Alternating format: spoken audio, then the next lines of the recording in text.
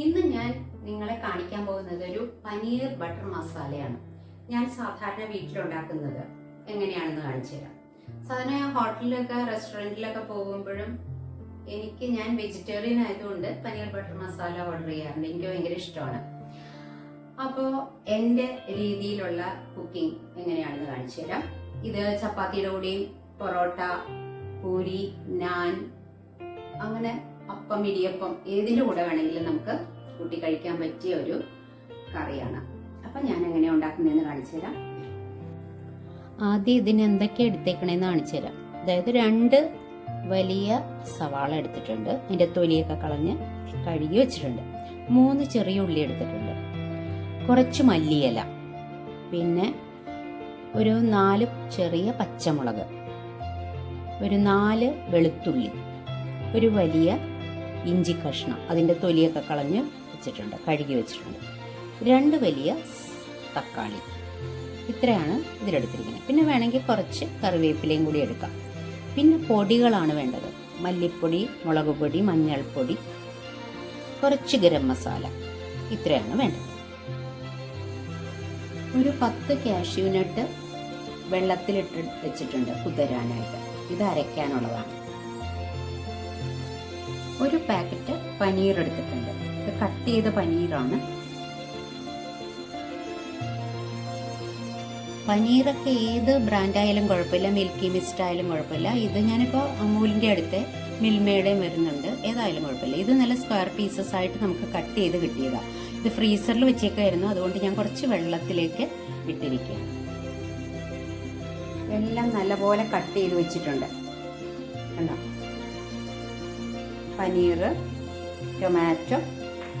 ഞാൻ കുക്കിങ്ങിന് സൺഫ്ലവർ ഓയിലും പിന്നെ ബട്ടറുമാണ് യൂസ് ചെയ്യുന്നത്. ഒന്ന് സോട്ട് ചെയ്യണം.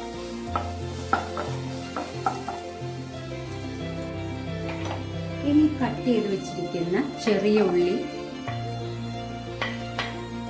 സവാള,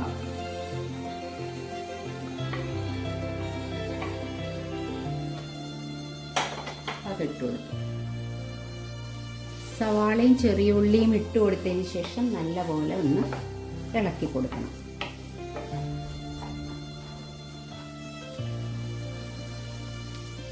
ഒന്ന് പെട്ടെന്ന് വാടി കിട്ടാനായിട്ട് ഞാൻ കുറച്ച് ഉപ്പും കൂടി ചേർക്കുന്നുണ്ട്.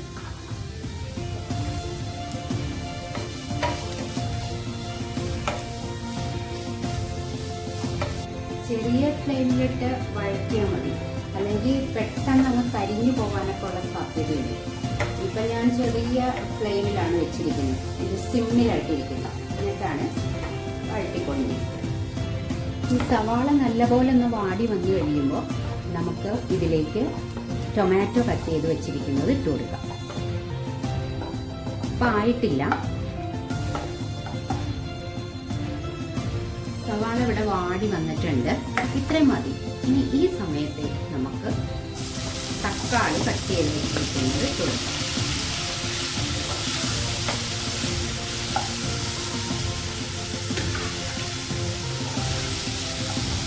ഇനി ഒന്ന് ഇളക്കി കൊടുക്കണം.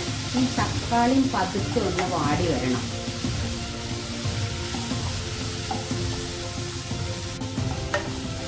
നല്ലപോലെ ഇളക്കി കൊടുക്കണം.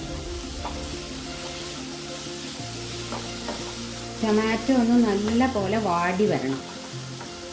നല്ലപോലെ വാടി വന്നു കഴിയുമ്പോൾ നമുക്ക് സ്റ്റൗ ഓഫ് ചെയ്തിട്ട് ഇത് തണുക്കാനായി ചൂടാറാൻ വയ്ക്കാം.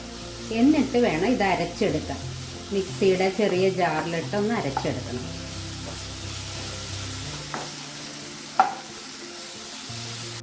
വേണമെങ്കിൽ നമുക്ക് ഈ ഒരു പരുവത്തിൽ നമുക്ക് മസാല പൊടികളൊക്കെ ഇതിലേക്ക് ആഡ് ചെയ്യാം. സ്റ്റൗ ഓഫ് ചെയ്യാൻ പോവുകയാണ്. ഇത്രയും മതി. ഇനി ഇത് തണുത്തിട്ട് നമുക്ക് അരച്ചെടുക്കാം. ഇനി ഞാനിവിടെ പാൻ വെച്ചിട്ടുണ്ട്, സ്റ്റൗ ഓൺ ചെയ്തിട്ടുണ്ട്. ഇനി ഇതിലേക്ക് 1 സ്പൂൺ ബട്ടർ ഇട്ട് കൊടുക്കുകയാണ്. അതിലൊന്ന് ജസ്റ്റ് ഒന്ന് സോട്ട് ചെയ്തെടുക്കാൻ, ഒരു നല്ല ടേസ്റ്റിന് വേണ്ടിയിട്ടാണ്. പനീർ അല്ലെങ്കിൽ വെറുതെ പനീർ സോട്ട് ചെയ്യാതെ, ഇപ്പോൾ ബട്ടറിൽ സോട്ടൊന്നും ചെയ്യാതെ തന്നെ ആഡ് ചെയ്യാവുന്നതേ ഉള്ളൂ.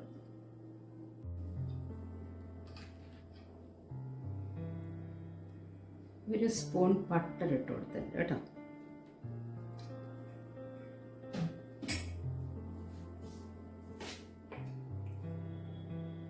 ഒന്ന് മെൽറ്റായി വരട്ടെ. ഇവിടെ തണുത്ത് വന്നിട്ടുണ്ട്. ഇനി ഇത് നമുക്ക് അരച്ചെടുക്കാം. അപ്പോൾ അരയ്ക്കുമ്പോൾ നമുക്ക് ഇതിൻ്റെ കൂടെ കാഷ്യൂനട്ട് കുതിർത്തി വെച്ചിട്ടുണ്ടായിരുന്നല്ലോ, അതും കൂടി ചേർത്ത് അരച്ചെടുക്കാം. കാഷ്യൂനട്ട് ഇട്ട് കൊടുക്കാം. കുതിർത്താൻ ഉപയോഗിച്ച ആ വെള്ളവും കൂടി ഇതിൽ വേണമെങ്കിൽ ചേർത്ത് കൊടുക്കാം കേട്ടോ. ബട്ടർ ഇവിടെ മെൽറ്റായി വന്നിട്ടുണ്ട്. ഇതിലേക്ക് നമ്മുടെ പനീർ പീസസ് ഇട്ട് കൊടുക്കാം.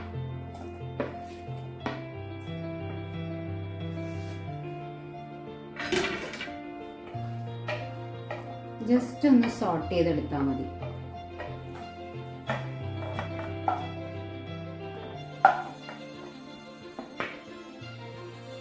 വഴറ്റി വെച്ചിരുന്ന കൂട്ട് നമ്മളിവിടെ അരച്ച് നല്ല പേസ്റ്റ് പോലെ അരച്ചെടുത്തിട്ടുണ്ട്.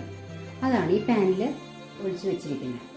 ഇനി ഇതിലേക്ക് നമുക്ക് മസാലപ്പൊടികളൊക്കെ ചേർത്ത് കൊടുക്കാം.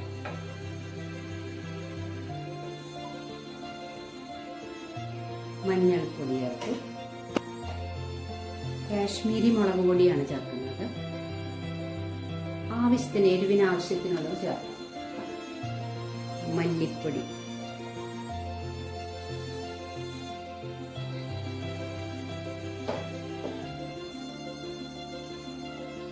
സ്റ്റൗ ഓൺ ചെയ്ത് ഒന്ന് ഇളക്കി കൊടുക്കണം.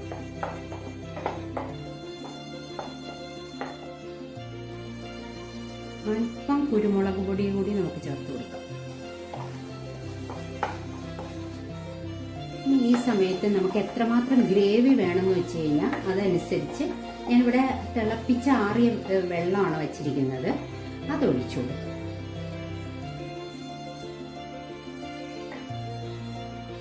കറിക്ക് എത്രത്തോളം ഗ്രേവി വേണം എന്നുള്ളത് നമ്മളുടെ ഇഷ്ടമാണ്, അതനുസരിച്ചിട്ട് നമുക്ക് ഒഴിച്ചു കൊടുക്കാം.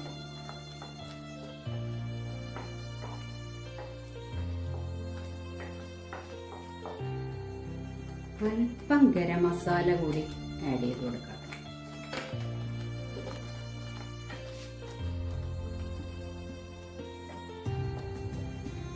ഈ സമയത്ത് നമ്മൾ ഉപ്പ് നോക്കിയിട്ട് പോരായ്മയുണ്ടെങ്കിൽ നമുക്ക് ഉപ്പിട്ട് കൊടുക്കാം. ഉപ്പൊക്കെ ഞാൻ നോക്കി കറക്റ്റാണ്. ഇനി ഇതിലേക്ക് പനീറിൻ്റെ കഷ്ണങ്ങൾ നമ്മൾ സോട്ട് ചെയ്ത് വെച്ചിട്ടുണ്ടായിരുന്നല്ലോ, അത് ഇട്ട് കൊടുക്കാം.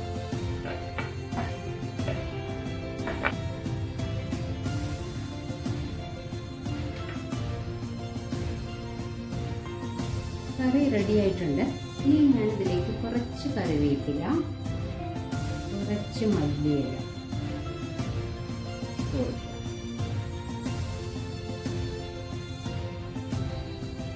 സ്റ്റൗ ഞാൻ ഓഫ് ചെയ്ത് വെച്ചിട്ട് ഒരല്പം കസൂരി മേത്തിയുടെ ഇതും കൂടി ഒന്ന് പൊടിച്ചിട്ട് കൊടുക്കുന്നുണ്ട്. കുറച്ചിടുന്നുള്ളൂ. അല്പം ബട്ടറും കൂടെ ചേർക്കുന്നുണ്ട്.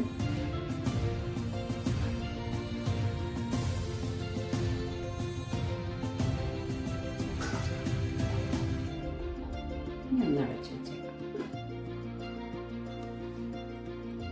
ലാസ്റ്റ് നമുക്കൊരല്പം ഷുഗർ കൂടി ആഡ് ചെയ്ത് കൊടുക്കാം കേട്ടോ. എൻ്റെ പനീർ ബട്ടർ മസാല ഇഷ്ടപ്പെട്ടെങ്കിൽ നിങ്ങളും ഇതുപോലെ തന്നെ ഒന്ന് ഉണ്ടാക്കി നോക്കൂ, അഭിപ്രായങ്ങൾ അറിയിക്കൂ. അപ്പോൾ നിങ്ങളുടെ ലൈക്കും ഷെയറും കമൻറ്റും ഒക്കെ എനിക്ക് വേണം. അതുപോലെ തന്നെ സബ്സ്ക്രൈബ് ചെയ്യാത്തവരൊന്ന് സബ്സ്ക്രൈബ് ചെയ്യുകയും കൂടി വേണം. Thank you so much.